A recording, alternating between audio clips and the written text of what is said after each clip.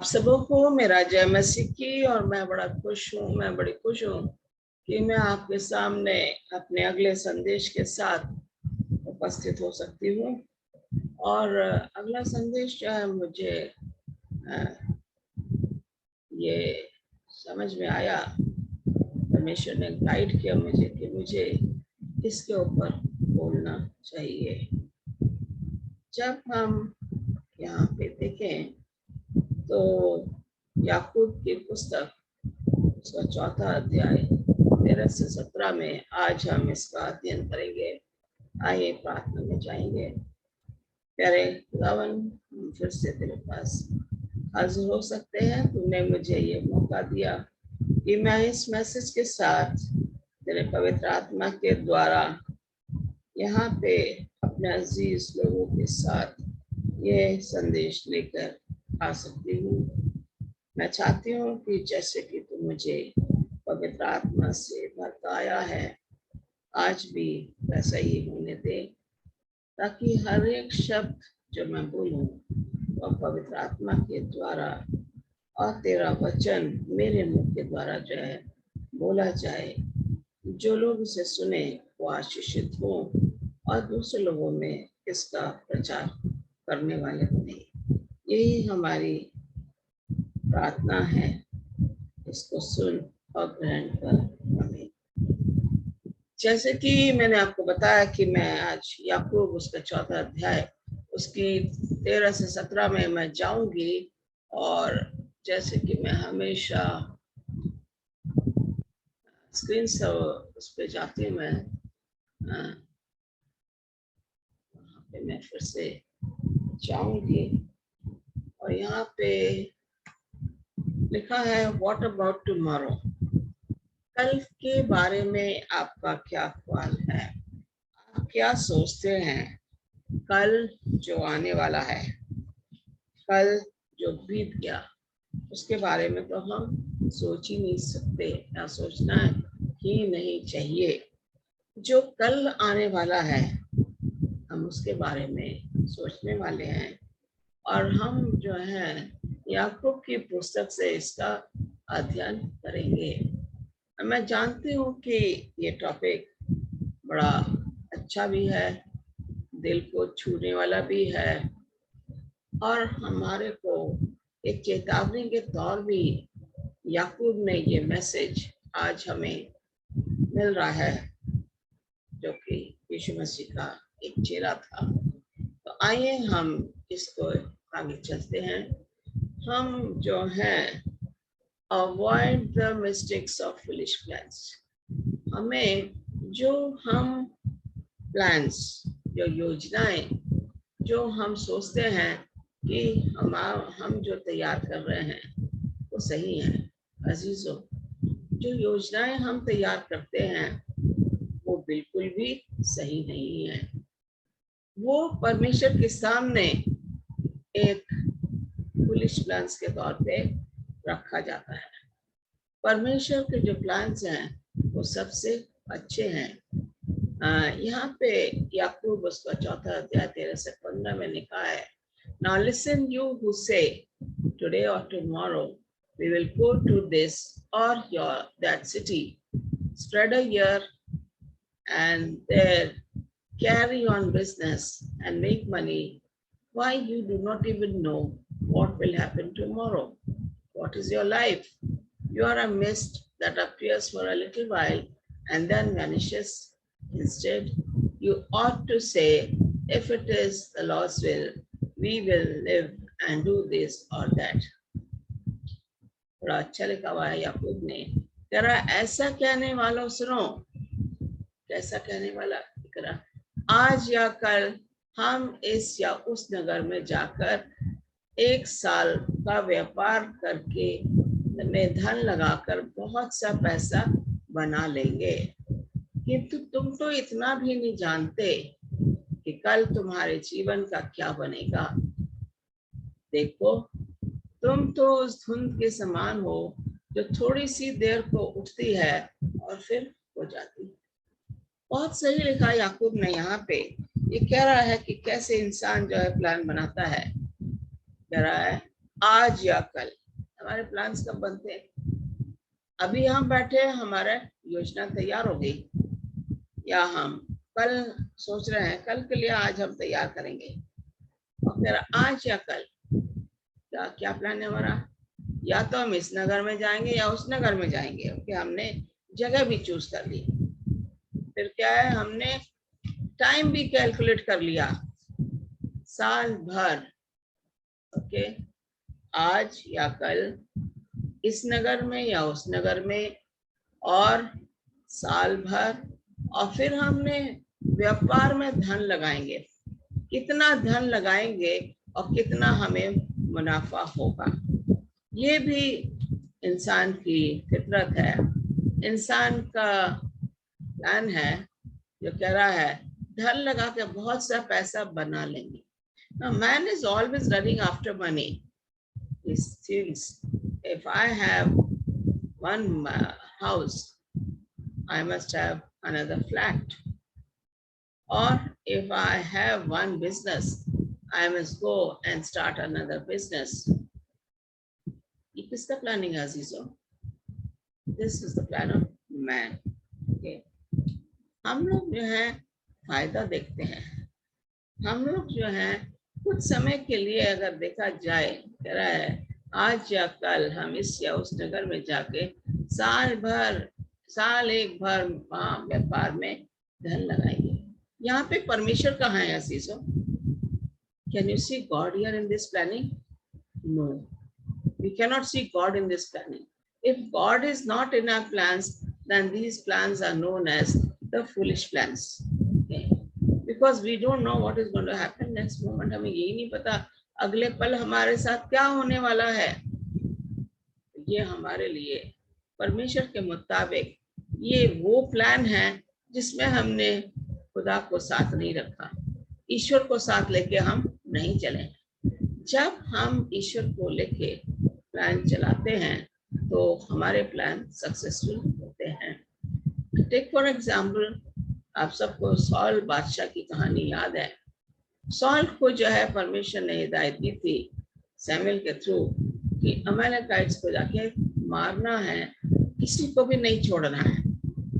और सॉल ने जो है गया अपनी आर्मी के साथ, सेना के साथ। तो क्या करता है, अच्छे अच्छे भेड़ बकरियां, अच्छे अच्छे सामान है वहां से ले लेता है और उसके राजा को भी लेकर आ जाता है। परमेश्वर ने बोला था कुछ भी नहीं छोड़ना है, सबको बर्बाद करना है, चाहे वो स्त्री हो, चाहे वो बच्चे हो, चाहे वो बूढ़े हो, चाहे वो जवान हो, सबको बर्बाद करना, कुछ भी नहीं लाना वहां से। लेकिन सॉल ने ऐसा नहीं किया, उसने अच्छे अच्छे जानवर रख लिए, अच्छा अच्छा सामान रखा। जब सैमुएल उसके पास आता है और उससे पूछता है कि तूने सबको मार दिया, उसने कहा हाँ, मैंने परमेश्वर की आज्ञा का पालन किया। लेकिन अजीजों, उसने परमेश्वर की आज्ञा का पालन नहीं किया था। ये सेकंड सैमुएल में हम इसका जिक्र देखेंगे। और सैमुएल ने उसको बोला ये जो मुझे आवाजें आ रही हैं जानवरों की, ये कहाँ से आ रही हैं?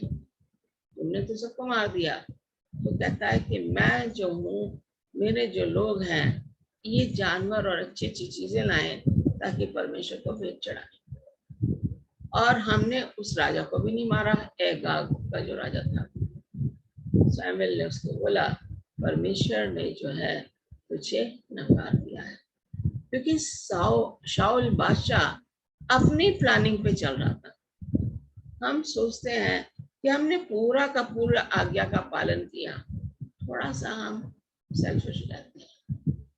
परमेश्वर चाहता है कि पूरी तरीके से हम उसकी आज्ञा का पालन करें। अगर हम उसकी आज्ञा का पालन नहीं करेंगे तो वो हमें नकार देगा। यहाँ पे जो है भजन संहिता 150 में लिखा, let everything that has breath praise Jehovah. जिसके अंदर सांस है उन सबको जो है परमेश्वर की महिमा करनी चाहिए। हम देखते हैं कि अर्ली मॉर्निंग चिड़िया उठ जाती हैं और वो क्या करती हैं, वो ची ची ची ची कर रहे हैं, अपने ही तरीके से परमेश्वर की दुहाई दे रही है। हम लोग जो है उठते हैं, हम सोचते हैं अभी बहुत टाइम है, बाद में प्रार्थना करेंगे, लेकिन परमेश्वर चाहता है कि अर्ली मॉर्निंग आप जो है परमेश्वर के अपना समय दें। Avoid the mistakes of foolish presumptions, जो कि हम देखते हैं कि किस तरीके से हम टालम टोल करते हैं। हमारी संभावना या पूर्व धारणा लेके हम चलते हैं, और पूर्व धारणा लेके जो चलते हैं तो वो हमें उससे दूर रहना चाहिए। यहाँ पे लिखा हुआ है याकूब 4:14-16, how do you know what your life will be like tomorrow? Your life is like the morning fog. It's here a little while, then it's gone. What you ought to say is, if the Lord wants us to, we will live and do this or that. Otherwise, you are boasting about your own pretentious plan, and all such boasting is evil. असीसो ये मैं नहीं कह रही हूँ, किंतु तुम तो इतना भी नहीं जानते कि कल तुम्हारे जीवन का क्या बनेगा, जैसे हम कहते हैं। और फिर कह रहा है, तुम देखो, तुम तो उस धुंध के समान हो जो थोड़ी सी देर को उठती है और फिर खो जाती है। सो इसके स्थान पर तुम्हें तो सदा यही कहना चाहिए, यदि प्रभु ने चाहा तो हम जिएंगे और ये या वो करेंगे। किंतु स्थिति तो ये है कि तुम तो अपने आडंबरों के लिए स्वयं पर गर्व करते हो। ऐसे सभी गर्व बुरे हैं, ऐसे सभी गर्व बुरे हैं। अपने आडंबरों के लिए स्वयं पर हम गर्व करते। जब हम अपने ऊपर गर्व करते हैं तो परमेश्वर हमारी जिंदगी में नहीं होता है, क्योंकि हमें बता रहा है कि हमें ऐसी गलतियों से दूर रहना चाहिए। यहाँ पे हम देख रहे हैं कि ये जो लोग हैं ये अपने आडंबरों में जी रहे हैं। अगर देखा जाए तो लूसीफर ने क्या कहा, तो उसकी आय की प्रॉब्लम थी। मैं I will ascend into heaven, I will exalt my throne above the stars of God, I will sit upon the mount of congregation, I will ascend above the heights of the cloud, I will be like the most high. क्या था उसका? अपना आडंबर में वो जी रहा था और वो सोच रहा था कि मेरे सिवा कोई मुझसे बड़ा नहीं हो सकता है। कहाँ चढ़ूंगा? मैं स्वर्ग पे चढ़ूंगा। मैं अपने सिंहासन को ईश्वर के तारागण से अधिक ऊंचा करूंगा। He wanted to go above God. और उत्तर दिशा की छोर पर सभा के पर्वत पे विराजूंगा। Okay, he wants to set up his throne above the throne of God. मैं मेघों से भी ऊंचे ऊंचे स्थानों के ऊपर चढ़ूंगा, मैं परम प्रधान के तुल्य हो जाऊंगा। ये सब करने से इसमें घमंड की बदबू आ रही है। उसने जो है घमंड किया, उसने सोचा मैं तो बहुत सुंदर हूँ और मेरे पास तो बहुत लंबी चौड़ी सेना है, ये 1/3 फरिश्ते तो मेरे साथ ही हैं। जब मेरे पास इतने ढेर सारे फरिश्ते हैं तो परमेश्वर को जो है मैं उससे ऊपर अपना जो है सिंहासन में रखूंगा। मैं परमेश्वर के समान हो जाऊंगा, उसके बराबर हो जाऊंगा। जब वो उसके मन में ये आया, कभी कभी हमारे मन में आता है, हम सोचते हैं हमारे सामने सब चीजें फीकी हैं।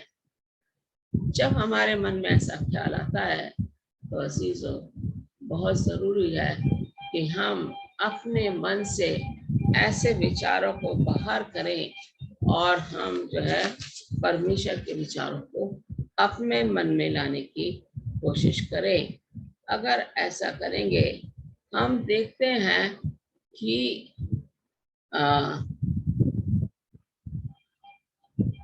यहाँ पे लिखा हुआ है, इसलिए कि तुम चिंता करके ये ना कहना कि हम क्या खाएंगे, क्या पिएंगे, क्या पहनेंगे, क्योंकि अन्य जातियां इन सब वस्तुओं की खोज में रहते हैं और तुम्हारा स्वर्गीय पिता जानता है कि तुम्हें इन सब वस्तुओं की आवश्यकता है। इसलिए पहले तुम परमेश्वर के राज्य और उसके धर्म की खोज करो तो ये सब वस्तुएं भी तुम्हें मिल जाएंगी। मत्ती 6 अध्याय 31 से 33 की तरह है। Therefore don't be anxious saying, what shall we eat, what shall we drink, or what will we have clothes? For your heavenly Father knows that you need all these things.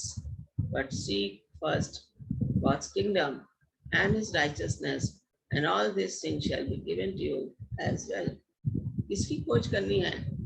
क्या हमें रोटी कपड़ा मकान की खोज करनी है? चीजों ये हमारे लिए बहुत जरूरी है। हमारे लिए रोटी भी जरूरी है, हमारे लिए कपड़ा भी जरूरी है, हमारे लिए रहने के लिए घर भी जरूरी है। जब ये सब चीजों की जरूरत है हमें, लेकिन परमेश्वर कह रहा है ये सब तो मैं तुम्हें दूंगा ही। तुम्हें क्या करना है? परमेश्वर की राज्य की खोज करो, परमेश्वर को ढूंढो, परमेश्वर की उपासना करो, परमेश्वर की आराधना करो, परमेश्वर के जो उसने यीशु मसीह जो आया उसने अपनी जान दी, उसने कहा अपना अपना क्रूस उठाओ मेरे पीछे हो लो। क्या हम अपना क्रूस उठा के यीशु मसीह के पीछे जाते हैं? हम सोचते हैं क्या करेंगे जाके, हम ऑलरेडी हम तो मसीह हैं, हमारे पर तो टैग लगा हुआ मसीहत का, तो हमें कुछ भी करने की जरूरत नहीं है। यीशु मसीह ऑलरेडी हमारे मर गया, अब हम कुछ भी कर सकते हैं। ऐसा पॉसिबल नहीं है। हम या तो दुनिया की तरफ जाएं या हम मसीह की तरफ जाएं। एक रास्ता है जो बहुत सकरा है, एक रास्ता है जो बहुत चौड़ा है। चौड़े रास्ते पे लोग अक्सर जाने की कोशिश करते हैं, सकरे रास्ते पे लोग जो है जाना नहीं मांगते हैं, क्योंकि सकरे रास्ते में बहुत ज्यादा कठिनाइयां आती हैं। मसीह का क्रूस जब हम अपनाते हैं, मसीह का क्रूस जब हम उठाते हैं अजीजों, मसीहत के साथ हमें वो परेशानियों का भी सामना करना पड़ता है और परमेश्वर हमें उस परेशानी से बाहर निकाल के ले जाता है। तो हम क्यों ना मसीह के साथ खोलें, क्यों ना हम मसीह के राज्य की खोज करें, बजाय इसके कि हम खाने पीने में लगे रहें या दूसरे को हम देख रहे हैं पूरी जिंदगी में तो परेशान होती आ रही हूँ, मेरे पास तो अच्छा घर भी नहीं है। ये देखो अभी काम करना शुरू किया इन्होंने और इनके पास तो दो मकान हो गए, इतने अच्छे घर हैं, इतना अच्छा काम करते हैं ये लोग, इतना पैसा कमाते हैं। हम दूसरों को देख के हम जो है उसी में अपने आप को खो देते हैं। हम ये भूल जाते हैं कि परमेश्वर की बरकतें हमारे ऊपर बहुत आयत से है। परमेश्वर की खोज में अगर हम जाते हैं तो हमें बरकत ही बरकत मिलेगी, फिर हमें किसी भी चीज की जरूरत नहीं। हमारे मांगने से ही पहले हमारा ईश्वर हमें वो सब चीजें दे देता है। हम देख रहे हैं कि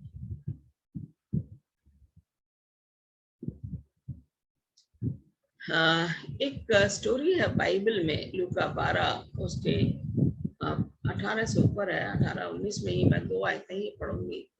And he said, this is what I will do. I will tear down my barns and build large ones, and there will I store all my grain and my goods. I will say to my soul, you have many goods laid up for many years to come. Take your ease, eat, drink, and be merry. Luke 12:18 and 19. उसने कहा मैं ये करूंगा, मैं अपनी बखारियां तोड़कर उनसे बड़ी बनाऊंगा और वहां अपना सब अन्न और संपत्ति रखूंगा और अपने प्राण से कहूंगा कि प्राण, तेरे पास बहुत वर्षों के लिए बहुत संपत्ति रखी है, चैन कर, खा पी सुख से रहे। परंतु परमेश्वर ने उससे कहा, हे मूर्ख, इसी रात तेरा प्राण तुझसे ले लिया जाएगा, तब जो कुछ तूने इकट्ठा किया है वो किसका होगा। ऐसा ही वह मनुष्य भी है जो अपने लिए धन बटोरता है, परंतु परमेश्वर की दृष्टि में धनी नहीं है। बड़ा अच्छा सा ये दृष्टांत है जो यीशु मसीह ने लोगों को बताया। ये बता रहा है कि ये अपनी ही दुनिया में खोया हुआ था, अपनी ही योजना में लगा हुआ था। I will do this, I will tear down my barns, I will store all my goods. And then he says, I will say to my soul, you have many goods laid up for many years to come. करा, मैं ये करूंगा, मैं अपनी बखारियां तोड़ दूंगा, मैं अपने प्राण से कहूंगा तेरे पास बहुत वर्षों के लिए बहुत संपत्ति रखी है, चैन कर खा पी और सुख से रह। परमेश्वर ने कहा कि आज ही रात को हे मूर्ख, आज ही रात को तेरा प्राण तुझसे ले लिया जाएगा। अजीजों, हम उन लोगों के जैसे हैं जो दुनिया की बातों में जाते हैं, जो अपना धन इकट्ठा करते हैं, वो कहते हैं मेरे बच्चे, मैं मर जाऊंगा तो मैं इतना कमा लूं कि मेरे बच्चे जो है उनकी 7 पीढ़ी तक वो लोग खाते रहें।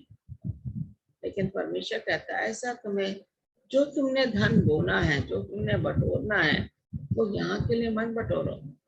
गरीबों की सेवा करके अपना धन स्वर्ग में रखो, और वहां पे ना कोई कीड़ा लगेगा, ना कोई परेशानी होगी, ना कोई चोर चोरी करके ले जाएगा।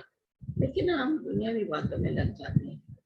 ये मूर्ख ने ऐसा कहा, आज रात मैं तो एंजॉय करूंगा, अब तो मैं, जब अगली फसल लेने की जरूरत ही नहीं है और मेरे तो खलियान पूरे भर गए, अब तो मुझे जरूरत नहीं है कोई नया बनाऊं, ये तो मेरे, जब तक मैं जिंदा रहूंगा मैं इसी का इस्तेमाल करूंगा। शायद वो सोच रहा होगा कि मेरी दूसरी और तीसरी पीढ़ी भी इसको खाएगी। ऐसा पॉसिबल नहीं है। हमारी योजनाएं परमेश्वर के सामने फेल हो जाती हैं। Avoid the mistake of foolish postponement. तब मूसा ने फिरौन से कहा, इतनी बात के लिए तू मुझे आदेश दे कि अब मैं तेरे और तेरे कर्मचारियों और प्रजा के निमित्त कब विनती करूं कि यहोवा तेरे पास से और तेरे घरों में से मेंढकों को दूर करे और वे केवल नील नदी में पाए जाए। उसने कहा कल। उसने कहा तेरे वचन के अनुसार होगा, जिससे तुझे यह ज्ञात हो जाए कि हमारे परमेश्वर यहोवा के तुल्य कोई दूसरा नहीं है। फिरौन के पास मूसा जाता और उससे कहता है, ये फिरौन ने उसे बुलाया, ये मेरे पास से मेंढक हटा, और ये इसने मेंढकों ने बहुत तंग कर दिया। ये दूसरी वो थी विपत्ति जो मिस्र पर आई। उसने कहा इनको हटा, बहुत बदबू आ रही है, बहुत ज्यादा परेशान हो रहे हैं, ये सब जगह, बिस्तर पे भी, किचन में भी, खाने में भी, सब जगह ये मेंढक ही मेंढक है। मूसा कहता अच्छा मुझे बताइए कब हटाऊं? तो कहता इतनी बात के लिए तू मुझे आदेश दे कि मैं इसको क्या करूं। कह रहा कि अब मैं तेरे और तेरे कर्मचारियों और प्रजा के निमित्त कब विनती करूं, परमेश्वर से कब विनती करूं कि ये मेंढक यहाँ से हट जाए। फिरौन ने क्या कहा, कल। क्या फिरौन ये नहीं कह सकता था कि अभी हटा इसको, परमेश्वर के पास जाके अभी विनती कर? लेकिन उसने कहा कल। अजीजों, जो काम हमें आज करना है, हमें कल पे उसको नहीं छोड़ना है। उसने कल के लिए छोड़ा और मेंढकों के पास और ज्यादा टाइम हो गया। पूरे मिस्र में मेंढक ही मेंढक। और जब मूसा ने प्रार्थना की तो आप इमेजिन कर सकते हो कि मेंढकों को कैसे उन्होंने बदबू बर्दाश्त की होगी, कैसे उन्होंने उसके घरों को सफाई की होगी, घरों में पूरी बदबू भरी होगी। लेकिन फिरौन ने बोला कल, परमेश्वर से आज्ञा लेना कल, आज नहीं। हम लोग जो काम कल के ऊपर छोड़ते हैं वो परमेश्वर की योजना नहीं होती, वो हमारी योजना होती है। यहाँ पे जो है प्रेरितों के काम उसके 24वां अध्याय 1 से 27 में अगर देखें तो कुछ दिनों के बाद फेलिक्स अपनी पत्नी द्रुसिल्ला को, जो यहूदनी थी, साथ लेकर आया और पौलुस को बुलवा कर उस विश्वास के विषय में जो मसीह यीशु पर है उससे सुना।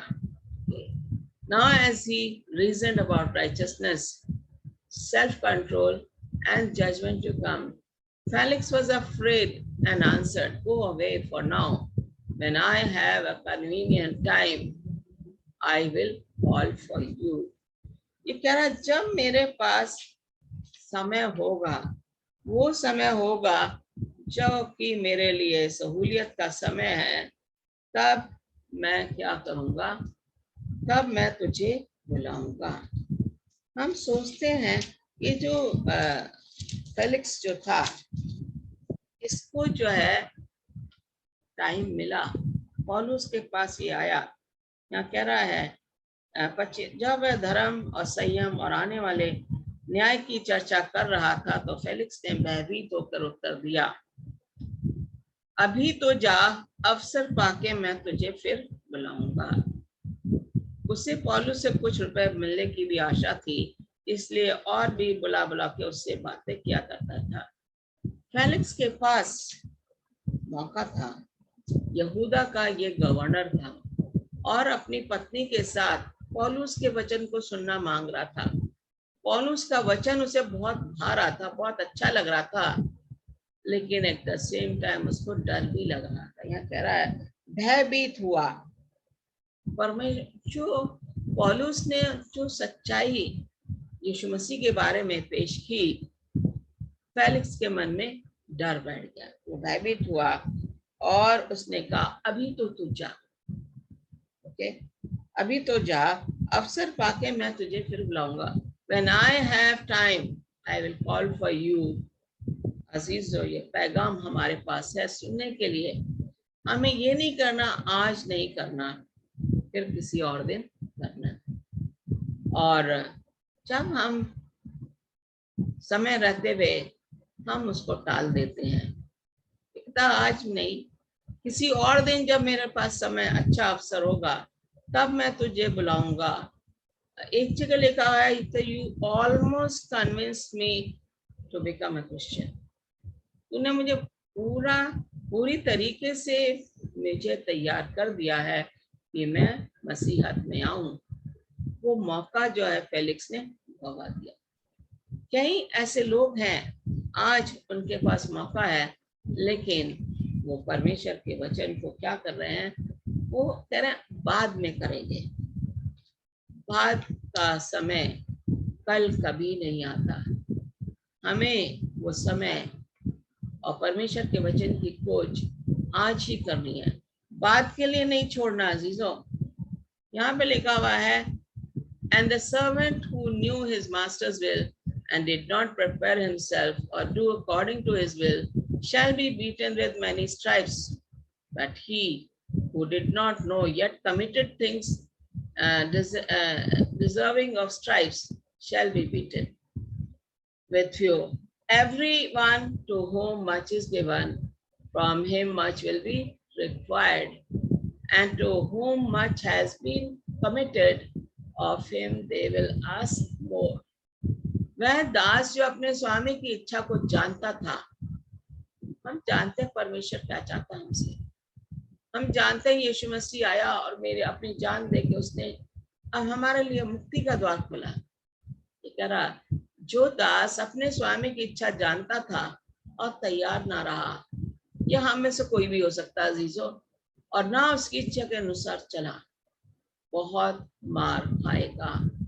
हमारे पास वचन है, हमारे पास परमेश्वर की इच्छा है, हम जानते हैं कि परमेश्वर क्या चाहता है, और फिर भी हम उसके रास्ते पर नहीं चलेंगे, उसकी इच्छा का पालन नहीं करेंगे, तो हमारी सजा जो है बहुत ज्यादा होगी, क्योंकि हम जानते हैं कि परमेश्वर क्या चाहता है। परंतु जो नहीं जानकर मार खाने के योग्य काम करे, वह थोड़ी मार खाएगा।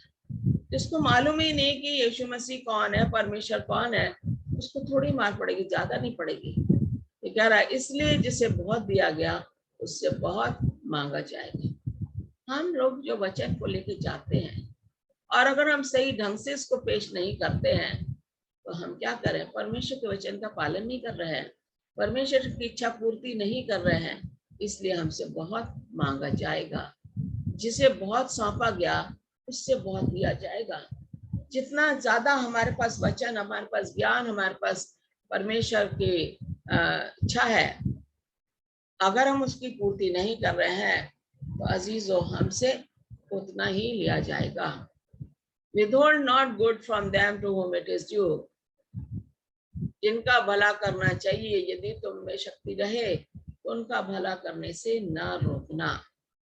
करा, when it is in the power of thine hand to do it, say not unto thy neighbor, go and come again. Tomorrow I will give, when thou hast it by thee. यदि तेरे पास देने को कुछ हो तो अपने पड़ोसी से ना कहना, जा कल फिर आना, कल मैं तुझे दूंगा। अगर हम अभी नहीं दे सकते तो कल कैसे दे सकते हैं? इसलिए अजीजों, अगर आपने देना है अभी देना है, किसी की सहायता करनी तो अभी करनी है। किसी को कुछ देना चाहते हैं, किसी की मदद करना मांग रहे हैं, किसी को खाना देना मांग रहे हैं, ये नहीं कि वो बासी हो जाए तब दें। अगर हमारे पास कपड़े हैं, ज्यादा हैं, तो हम सोचें तुम कल आना, कल देंगे। हमें कल पे परमेश्वर कहता चीजें नहीं छोड़नी है। अपनी योजनाएं परमेश्वर की योजना के बराबर होनी चाहिए।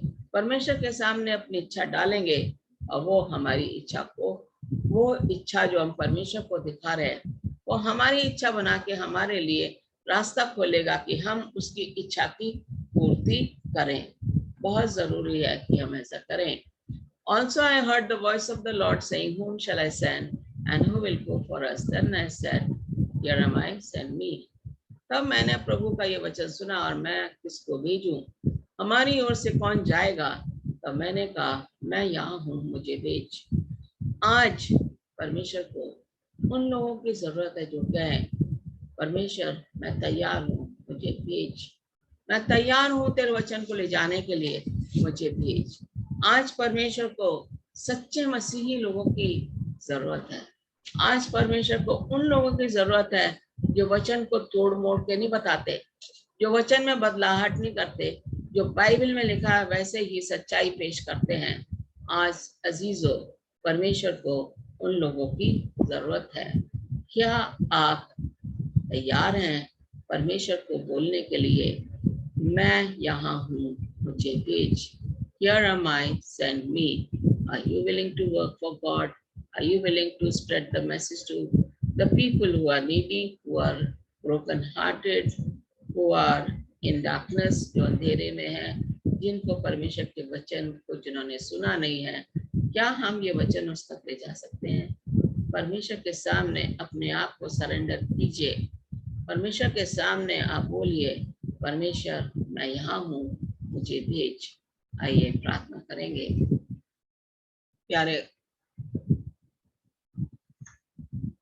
प्यारे खुदावंद, एक बार फिर से हम तेरे पास आते हैं। अपने वचन को हमने बांटा है लोगों में, ये तेरा वचन है खुदा, मेरा वचन नहीं है।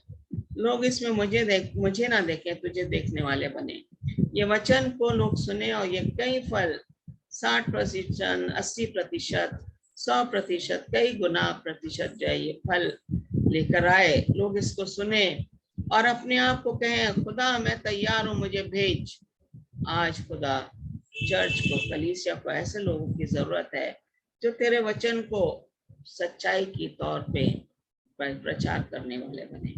उन लोगों के लिए प्रार्थना कर रहे हैं जो इस वचन को ले जा रहे हैं लोगों के बीच में।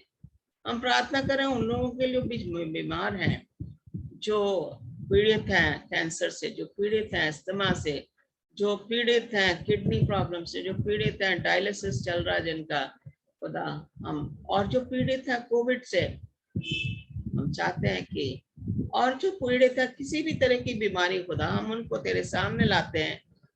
उनके शरीरों को छू, उनके उस जगह को छू जहां उनका दर्द है।